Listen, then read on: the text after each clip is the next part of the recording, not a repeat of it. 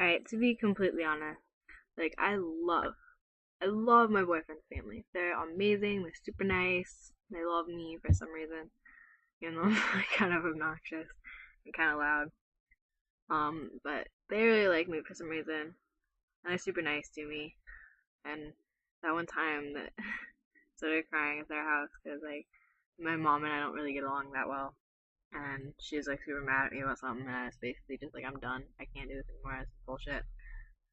I'm like losing my shit just about like how much I can't stand to live with that woman anymore. Um, all upset all day for some reason, and like she came to get me like, or super early one night. I was like, and Nathan was supposed to drive me home, and she came to get me, and she like 3 hours earlier than I would have been home, and I was like all upset, like pissed off, and if I get really mad, most of the time I start crying. It's just the way I am, and so I'm like I made them went downstairs or something, get food or something, and I was upstairs in his room. I got the window, see my mom's crying. I'm like, fuck. So I get my stuff and I go downstairs.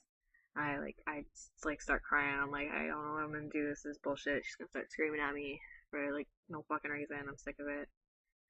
I wouldn't even like call it abuse. It's just irritating. I'm just like I told him I'm just sick of fighting and I really just want a way out, basically. Well, I'm not 18 yet, so I can't leave. Well, I guess you can become legally emancipated as long as you're older than 16. So you know, that's a possibility. I don't think I could do that though. I miss my dad. Thankfully my parents are still married though, so I could still chill with my dad. Anyway, but I love his parents. They're always really nice to me, and his mom when I was crying at his house was like saying that she's like come outside and tell my mom to chill out and don't be so mad at me and stuff like that.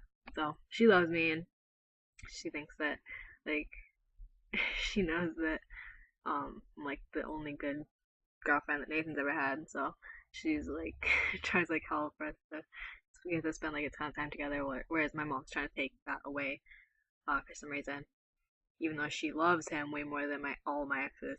But that's not the point. The point is Nathan's family.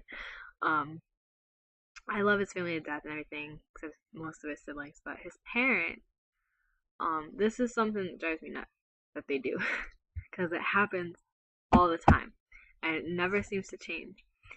They only Nathan and his stepbrother have cell phones. Like his parents don't have phones. His sister doesn't have a phone. I don't think either of his stepsisters do, but I know he and his stepbrother do, and I think they're the only ones on the planet.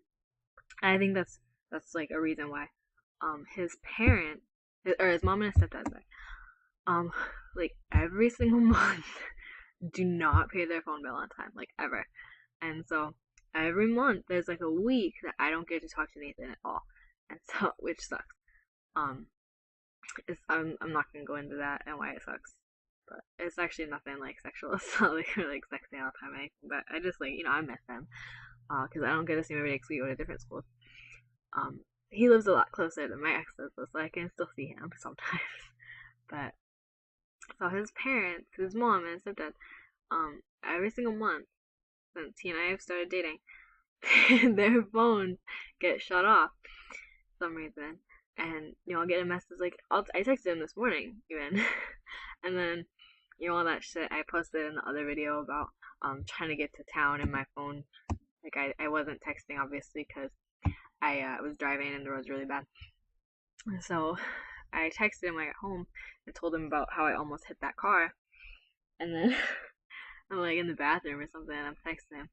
And then I come in here in my bedroom where you can see yes, my bedroom. um, I sit down with my computer and I open Facebook and I've got a message. I'm thinking it's from my friend Dalton because he and I've been talking a little bit on Facebook because my ex were like trying to be friends a little bit. And I was asking him if he's okay because he's been posting melodramatic statuses about his ex-girlfriend, Tabitha. And so I was asking him if he's alright, and I'm waiting for him to message me back because I'm kind of worried about him. So I see a message, and I'm like, oh, it's probably Dalton. I open it, and it's from Nathan. And he's saying, like, oh, my phone's shut off again, so I'll just message you on here, and I'll text you when I can. And I'm like, god damn it. I recap my day again. And, So I told him about all that, and I'm still waiting for him to message me back, which sucks because my Wi-Fi sucks. And so I even called him. I get the same little message. I get the same little horribly insulting and depressing message. Every time. And like I just haven't before. Like I don't really pay attention to it, but this is what it sounds like. The person you are trying to reach is not accepting calls at this time. Please try your call again later. La persona con la que intenta comunicarse no acepta llamadas en este momento. Favor de llamar de nuevo más tarde. Message 24, MI03ML. I didn't know there was a Spanish one. I've never listened through it that far. But anyway, so I call him because sometimes he like thinks it's shut off just because the service is really bad where he lives.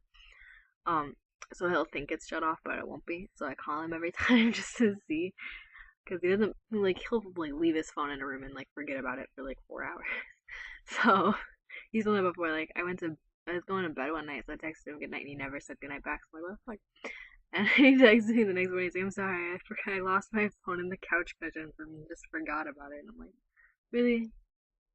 Like, I don't like not having my phone on me. It's not because I'm obsessively texting or anything. I just don't like not having it on me. It was a habit I picked up when I had a friend, more than one friend who had like a lot of like emotional problems. And so I said to have my phone on me in case I called or something. And now I'm just like so used to having it on me that I have to. I feel like I lost it. I left it somewhere or something. And so now I have like no one to talk to. Because he's the only person I text all the time, other than my best friend who lives. I live in Michigan. My best friend lives in Texas, and so he and I talk pretty frequently. But yeah, I have like no one to talk to.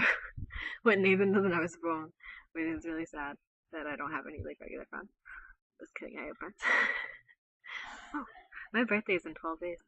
It says on my hand. My birthday's in 12 days. I'm excited. Not really. I don't do anything for my birthday. That's not the point. Anyway, your Nathan, your parents, I'm addressing mostly Lynn, because actually no, because it's Herb, because you have his old phone. So Herb, you get your shit together, because I want a month where this doesn't fucking happen. It's irritating and it makes me sad.